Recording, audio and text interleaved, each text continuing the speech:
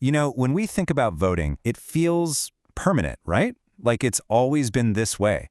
But the truth is, the way Americans elect their leaders has never been set in stone. It's actually one of the most constantly evolving parts of our democracy. And this quote right here, it just hits the nail on the head. The rule book for American democracy, well, it wasn't written in one go. Think of it more like a living document that's been scribbled on, erased, and totally rewritten for over 200 years. So, yeah, how did we get from powdered wigs and quiet halls to the 24/7 news cycle and the high-stakes political world we live in today? That's the big question we're going to dig into. And let me tell you, it's a fascinating and sometimes pretty wild story. So here's how we're going to break it down. We'll look at 4 key areas. First, who actually gets to vote? Second, how we pick the candidates. Then, making sure every vote really counts. And finally, how the modern campaign machine was built. All right, let's jump right in with the first and maybe most important piece of the puzzle, expanding the right to vote. I mean, this is the bedrock of any democracy, isn't it? Who gets a say? Who gets to be part of that famous phrase, we the people? Well, the answer to that has changed a lot. Just look at this timeline. It really shows you what a long, tough road this was. You have the 15th Amendment in 1870, a huge step forward, but really, it was just the start. Then you've got trailblazers, like Wyoming, giving women the vote way back in 1890. That's a full 30 years before the 19th Amendment made it the law of the land. And it didn't stop there. In 1971, fueled by the energy of the Vietnam War era, the voting age was lowered to 18. Seriously, every single one of these steps was its own massive battle. But, and this is a really important but, just because a right is written down in the Constitution, that doesn't mean it's guaranteed in real life. After the 15th Amendment, a whole new set of roadblocks popped up, and they were designed specifically to stop African Americans from voting. We're talking about things like poll taxes, where you literally had to pay to vote, literacy tests that were often designed to be impossible to pass, and the so-called white primary, where political parties just declare themselves private clubs to keep black citizens out. You see this constant push and pull throughout American history. For every barrier that goes up, a movement rises to tear it down. The Supreme Court stepped in and outlawed the white primary in 1944. And then, of course, the incredible power of the civil rights movement led to the 24th Amendment, which finally banned poll taxes in federal elections. It just goes to show you the fight for the ballot, it's never really over. Okay, so the pool of voters got bigger, a lot bigger. But that leads to the next logical question, right? It's not just about who gets to vote, it's also about who they get to vote for. How do we actually pick the people who will be running for the most powerful job on the planet? Well, back in the early days, the whole process was, well, let's just say it was pretty exclusive. They called it King Caucus. And you can picture it, a small, probably smoke-filled room where a handful of powerful guys in Congress from one party would just get together and decide, yep, he's our guy for president. It was a total insider's game, and it basically ran things until it all blew up in 1824. And the difference between then and now is just wow.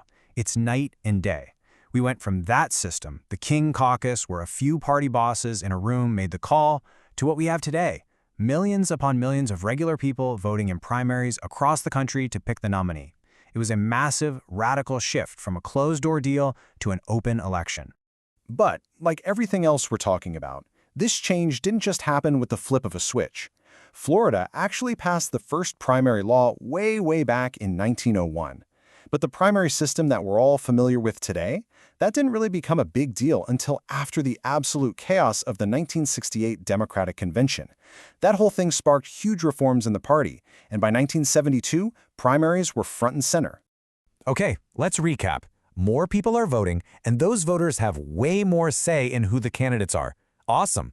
But what about the actual power of each of those votes? Are they all equal? That brings us to our third big topic, the fight for fair representation. And it all boils down to this one simple, powerful idea. One person, one vote. I mean, it sounds so obvious to us now, right? But believe it or not, for most of our history, that just wasn't how it worked.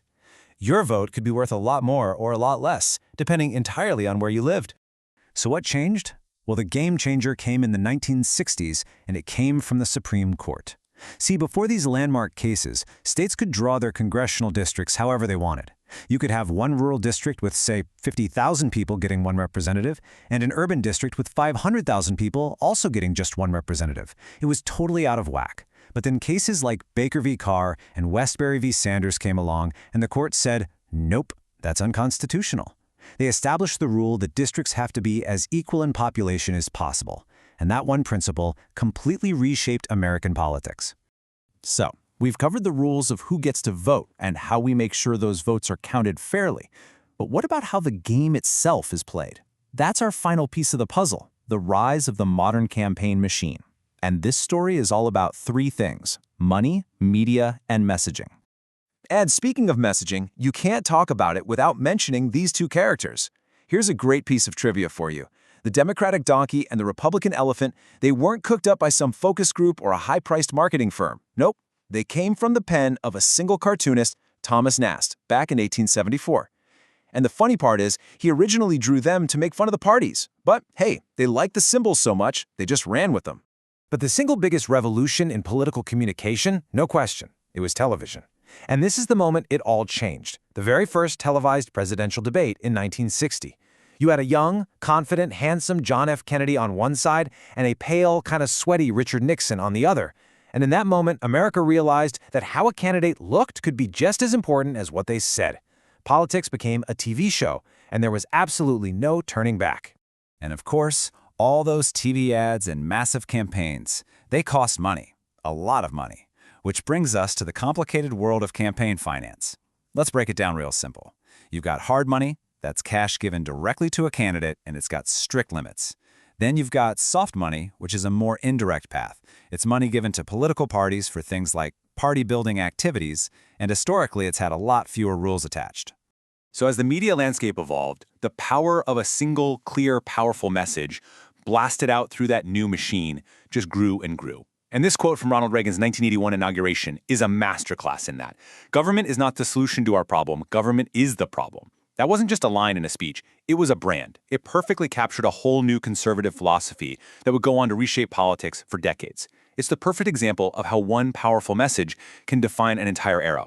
So if there's one thing to take away from all this, it's that the American election system has never been some finished product. It's not a museum piece. It's a living, breathing experiment that's always being tweaked, challenged, and changed by new technology, new laws, and especially by new groups of people demanding to have their voices heard. Think about it. We've seen the right to vote expand dramatically. We've seen the power to pick candidates shift from back rooms to the public. We've seen the very idea of one person, one vote become the law of the land. And we've watched campaigns go from local handshake tours to massive national media operations. So that brings us to today and to tomorrow. Since the rules are always changing, it really leaves us with one big question to think about. What's next? What do you think the next great milestone will be in this incredible unfinished experiment we call American democracy?